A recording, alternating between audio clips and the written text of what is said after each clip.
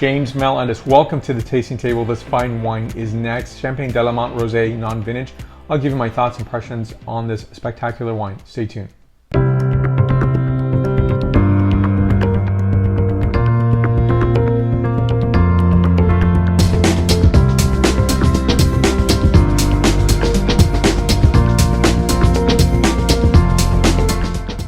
Please give a like and subscribe to this channel.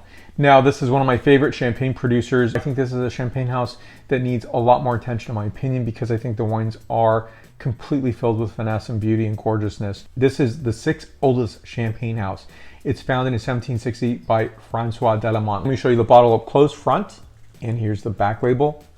This is a luminous, gorgeous wine, as I've just alluded to earlier. It's one that I think is, I tasted obviously a lot of champagne rosé wines, and this is just, I think, one of the best examples. In fact, this is probably my favorite sparkling rosé that I can find anywhere today.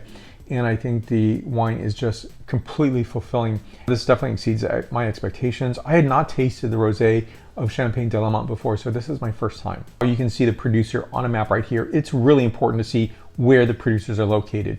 And I think that really gives a sense of familiarity, a sense of understanding where this producer is, and you're gonna see also other famous producers nearby. Now, this wine is a composition of Chardonnay, 88%, 12% Pinot Noir. What I find interesting is 8 grams per liter. Sometimes when I'm tasting a wine, I can guess quickly what the dosage is. This one, I was thinking 2 to 3, 4 grams. I don't look at technicals before I taste the wine, so I write my notes down and then I look at the technicals. So I think that's a really good plus for this, because I definitely dial into much more of an extra brut to brut nature wine.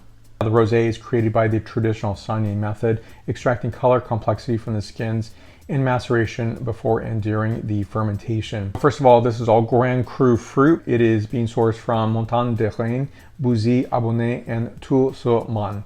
This wine is also observing green as well as vegan practices.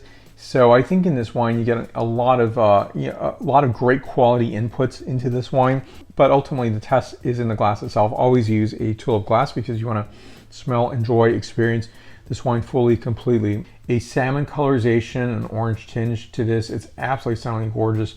Is an immediacy of just freshly picked raspberry as well as biscuit notation, cracked oyster shell, and white floral notes. Next is the palate characterization. So the front palate is very noticeable and vivid, with a character of fresh fruit, as well as a mid palate of mineral and salinity from oyster shell. And the finish highlights with a complete capture of all the characteristics on the palate, coming through with a textural experience that's quite appreciable, with a sense of creaminess. It's a delightful, beautiful wine. This wine is 98 points out of 100 points.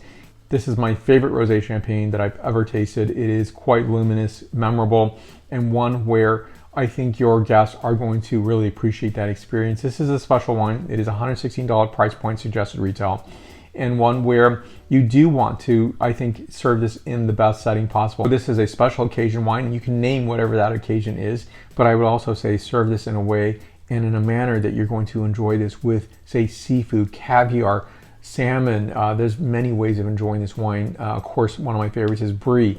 And more information on the producer down below. Questions and comments, please list them. You'll find me on Facebook, Twitter, Instagram, LinkedIn, and Tumblr. And I will see you in the next video review. Santé.